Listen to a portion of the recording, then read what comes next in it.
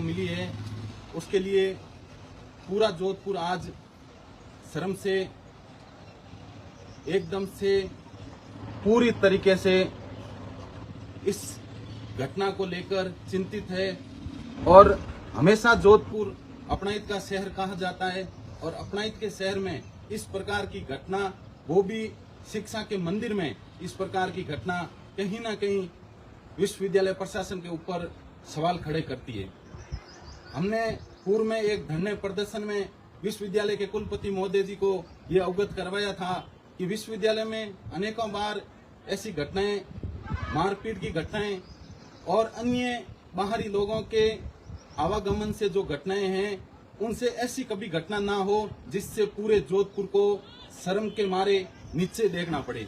और आज वो ही घटना हमारे इस जोधपुर के अंदर हुई है, जिसके कारण पूरे जोधपुर कोई नहीं बल्कि पूरे राजस्थान को शर्मसार होना पड़ा है। ये कहने के बावजूद भी विश्वविद्यालय के कुलपति महोदय जी के आंखों की पट्टी नहीं खुली, जिसके फलस्वरूप एक नाबालिग बच्ची के साथ गैंग रेप हुआ। गैंग रेप भी इस कदर हुआ कि उन दरिंदों ने इस बच्ची के साथ पूरी रात गैंग रेप करा। लेकिन विश्वविद्यालय प्रशासन की तरफ से ऐसी कोई विश्वविद्यालय में सुविधा नहीं है, जिसके कारण कि रात को कोई ऐसा सुरक्षा कर्मी नहीं है या रात में विश्वविद्यालय में ऐसे गार्ड नहीं है जिसकी वजह से ये पता चल सके कि विश्वविद्यालय कैंपस के अंदर किस प्रकार की अनैतिक गतिविधियां होती है।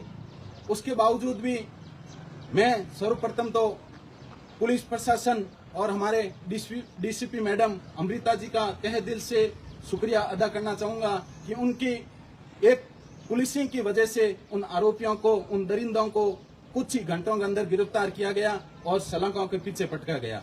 लेकिन ये बड़ा सवाल और बड़ा प्रश्न उठता है कि 21,000 के इस विश्वविद्यालय में, 21,000 के रेगुलर विश्वविद्यालय के अंदर, जिसमें कम से कम 8,000 से 9,000 बच्चियां पढ़ती है, और यदि बाहरी व्यक्ति, विश्वविद्यालय में पढ़ने वाले व्यक्ति इस प्रकार का कृत्य करते हैं तो वो बच्चियां कहाँ सुरक्षित है। ये सवाल कोई छोटा सवाल नहीं है। इसके कारण पूरे जोधपुर को शर्मिंदगी महसूस करनी पड़ी। इसलिए शर्मिंदगी महसूस करनी पड़ी क्योंकि विश्वविद्यालय के कुलपति एक रोबोट की तरह है। उनको एक बटन के द्वारा चलाया जाता है, उस बटन के द्वारा वो चलते हैं और जितना बटन दबता है उतना वो काम करते हैं। यदि उनके अंदर डिसीजन लेने की क्षमता नहीं है तो इस नैतिकता के आधार पे उनके अंदर यदि थोड़ी बहुत भी शर्म बची है, थोड़ी बहुत भी मर्यादा बची है, तो विश्वविद्यालय के कुलपति महोदय जी को तुरंत प्रभाव से अपना इस्तीफा देना चाहिए। आज विश्वविद्यालय में इस प्रकार की जो शर्मिंदगी भरी घटना हुई है, उसके बाद में अनेक छात्र संगठनों ने धरने प्रदर्शन किए।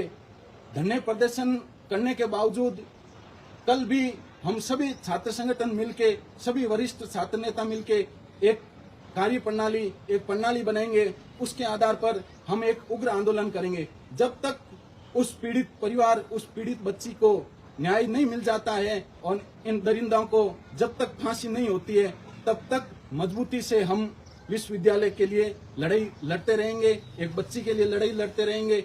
ये जो शर्म की बात आज पूरे देश के अंदर राजस्थान को शर्म भरी जो निगाहों से पूरा देश देख रहा है, उसका एकमात्र कोई जिम्मेदार है तो विश्वविद्यालय प्रशासन है, विश्वविद्यालय के कुलपति महोदय हैं। विश्वविद्यालय के कुलपति महोदय के सर पे अभी तक भी रूह नहीं ऐसे खिसकी है कि वो आए, इस घटना का जायजा लें, विश्वविद्यालय प्रशासन मौके पे जाएं, क्यों घटना हुई, घटना का क्या कारण है, कितनी बड़ी शर्म की बात है। सभी मैं विश्वविद्यालय के पुराने नए स्टूडेंट लीडर से निवेदन करता हूं, सामूहिक रूप से वो आए और मजबूती से एक बच्ची के लिए लड़ाई लड़ें, जिससे आगामी भविष्य में इस प्रकार की घटना वापस हमें देखने को नहीं मिले।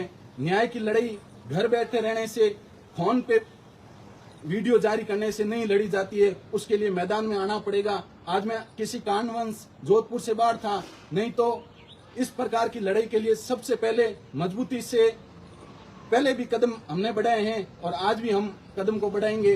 कल जैसे ही जोधपुर जाना होगा, मैं विश्वविद्यालय प्रशासन के खिलाफ अनिश्चितकालीन धरने पे बैठूंगा। जब तक विश्वविद्यालय के अंदर जो अनियमितताएं हैं, विश्वविद्यालय के अंदर जो कमियां हैं, उनकी पूर्तियां नहीं होती है, तब तक पूरी मजबूती के साथ, पूरी छात्र शक्ति के साथ हम सारे लोग मिलके धरने पे बैठेंगे और विश्वविद्यालय प्रशासन, भ्रष्टाचार से डूबे विश्वविद्यालय प्रशासन, भ्रष्टाचार से डूबे विश्वविद्यालय के लोगों के खिलाफ मजबूती से एक लड़ाई लड़ेंगे। और मजबूती की इस लड़ाई में आप सभी भाइयों का साथ चाहिए, आप सभी विश्वविद्यालय के छात्रों का साथ चाहिए, विश्वविद्यालय के तमाम कर्मचारियों का साथ चाहिए। भ्रष्टाचार की लड़ाई के लिए मजबूती से आगे आना पड़ेगा। और इस प्रकार की घटना जो अपने जोधपुर के अंदर हुई है, उस घटना के लिए यदि जोधपुर वासी आज अपन सावचेत नहीं हुए और इस लड़ाई को नहीं लड़ी, तो कोई आने वाली कोई बड़ी बात नहीं है कि आज इस बच्चे के साथ घटना हुई है तो पढ़ने वाली तमाम बच्चियां जो घर से अकेली निकलती है, तो हो सकता है कल भी उन बच्चों के साथ भी इस प्रकार की घटना हो।